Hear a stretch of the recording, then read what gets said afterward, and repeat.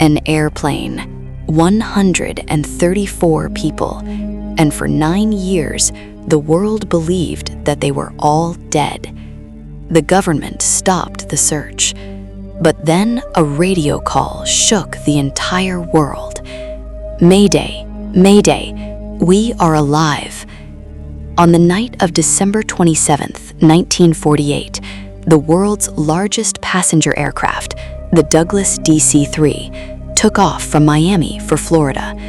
There were 125 passengers and 9 crew members on board, a total of 134 people.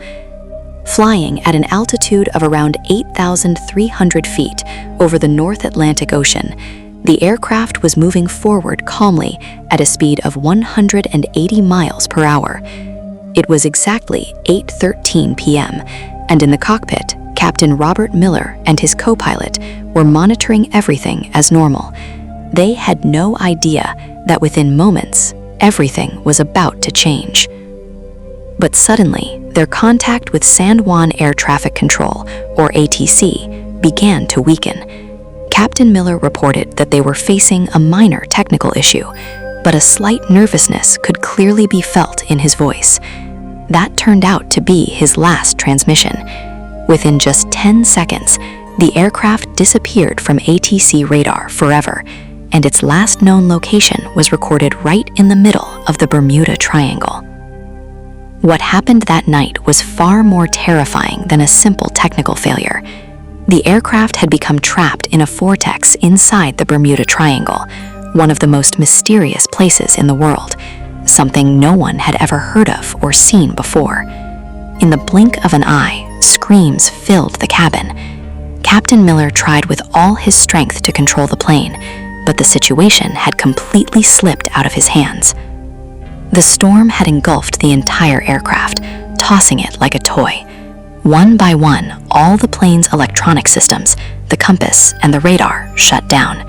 The aircraft was no longer under human control and was being hurled blindly by the force of the storm, as if its fate had now been handed over to someone else. After battling that deadly vortex for nearly half an hour, when the plane somehow emerged from the storm, all that could be seen was endless ocean in every direction. The engines were still not working, and the aircraft was slowly descending. Just then, the co-pilot noticed an island ahead, one that looked completely unknown and untouched. Everyone understood that death was now only moments away. The aircraft crashed into a massive ancient tree on the island, but at that very moment, a miracle happened. Hundreds of thick branches of the tree trapped the plane like a net, and that single moment became the reason all 134 people survived. While the plane getting stuck in the tree saved their lives, it also marked the beginning of their suffering. Groans and cries could be heard from inside the aircraft. Captain Robert Miller's head had struck a panel, but as soon as he regained consciousness, he sprang into action and began calming the passengers. A retired Army doctor on board, Evelyn Reed, immediately began treating the injured without wasting any time. A total of 10 people were seriously injured. Some had broken arms, some broken legs, and 2 people had deep head wounds. Everyone else was in shock but alive, and that was the greatest relief. When everyone slowly climbed down from the aircraft, they realized where they were trapped. It was an island that did not exist on any map. Dense jungle surrounded them on all sides, with strange trees and plants and an eerie silence, as if this place had never been meant for humans. The very first and biggest challenge was water. Everyone was desperate with thirst, but across the entire island, there was no sign of any river, stream, or source of clean water. Their only hope now was rainwater, which could come at any time or betray them at any time. The next morning brought a new and far more difficult challenge. The shortage of food stood before them as the biggest problems. The little bit of food recovered from the aircraft was not going to last many days. They had to find food on the island itself, but there was no way to know which fruits were poisonous and which were safe to eat. This ignorance turned into a threat of death at every step. In this very attempt, a middle-aged man ate an unknown fruit, and within a few hours, he died in agonizing pain. This was the first death on the island, and it shook everyone to their core. For the first time, they realized that they were not just stranded, but living extremely close to death every single day. Fear, shock, and uncertainty began to weigh heavily on the entire group. After this incident, the first conflict arose among the people due to fear and limited food. But Captain Miller and Dr. Evelyn handled the situation and did not let anyone break down. Meanwhile, an engineer on board the plane, Arthur Weiss, began trying to repair the broken radio. After many hours of intense struggle, he managed to send a weak signal. He transmitted their last location and a message for help, but there was no response from the other side. The radio battery had died, and the only means of contact was permanently lost. Days passed. When there was still no sign of rescue, even after 10 days, the patience of 4 boys and 1 girl finally broke. One night, when everyone was in deep sleep, they quietly took a small boat made from the aircraft wreckage and set out into the sea. They believed that trying was better than dying. They never returned. What happened to them, where they went, remained a mystery. After they left, the remaining people realized that they would now have to live on this island for a long time. Slowly, helplessness replaced hope. Captain Miller gathered everyone and proposed creating a permanent system. Work was divided. One team went into the jungle every day to collect food and fruits, while another team took responsibility for strengthening and repairing the shelter. Dr. Evelyn and a few others became busy caring for the injured and the sick. On the other hand, the American government had launched the largest search operation in history to find the aircraft. Every inch of the Atlantic Ocean was searched, but not a single piece of the plane was found. After a week of continuous searching with no clues, this massive operation gradually came to a halt. Meanwhile, the survivors on the island had begun to learn the art of survival. By grinding the island's stones and the metal from the aircraft, they made tools like knives and spears.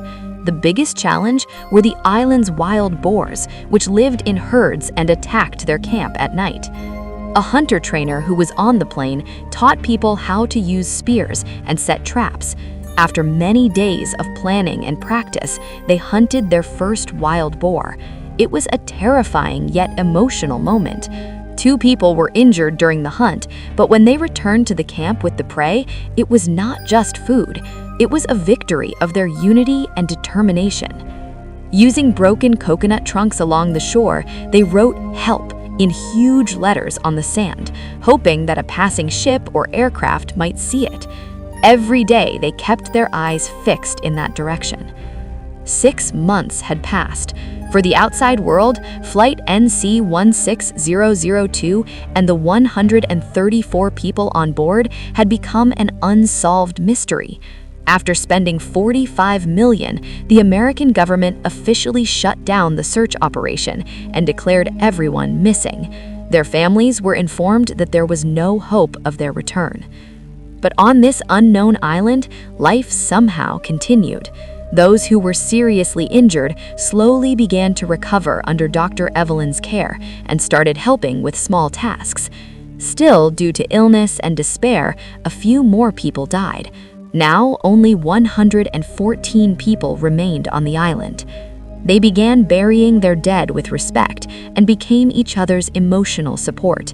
At night, when everyone sat around the fire, they shared stories of their old lives and sometimes even sang songs. About 1.5 years later, for the first time on the island, the cry of a newborn baby echoed in everyone's hearts, igniting a new hope in their hearts. About 1.5 years later, the child born on the island filled everyone with a new reason to live. Time passed, and 2 full years were completed. During this period, they had learned how to survive on the island. They had started small-scale farming and invented new methods of fishing. Still, the desire to return to the civilized world remained alive in their hearts, keeping them restless every night. Under the leadership of engineer Arthur Vance, everyone decided together to build a large boat. It was their biggest and most ambitious project so far.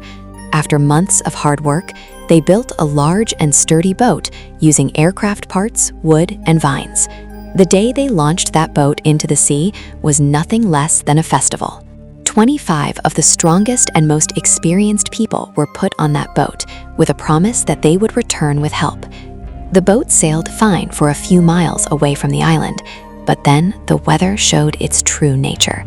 Suddenly, dark clouds gathered in the sky, and a terrifying storm surrounded their boat from all sides. Massive waves overturned the boat. Only a few of them managed to swim back to the shore somehow, but in that accident, 16 people lost their lives. It was the biggest shock the island had faced so far. 15 people had already died due to illness and despair, and now this incident took away 16 more from them. In total, 31 people had died, and 5 had already escaped earlier. Now only 98 people remained on the island. This incident completely shattered their belief in survival. Many accepted that this island would become their grave, and that every attempt to escape was nothing but an invitation to death. Still, there were some whose last flame of hope had not yet been extinguished. 5 years had passed. For the children born on the island, this was their entire world. They had never seen cars, electricity, or cities.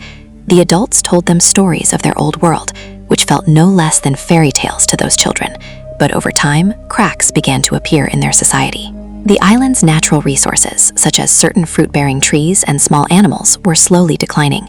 Food shortages created tension among the people, and they split into 2 groups. One group was led by Captain Miller, who still believed that they must continue trying to escape at any cost. The second group was led by a desperate man who believed that this was their destiny and that every attempt to leave only brought death. Meanwhile, a scouting team that had gone in search of food reached the inner part of the island, where they found something that sent shivers down their spines. They discovered the ruins of an ancient and broken civilization. Near those ruins, inside a cave, they found a human skeleton, beside which lay a small rusted piece of metal. That piece looked like part of an old aircraft. It became clear that they were not the first people to be trapped on this island.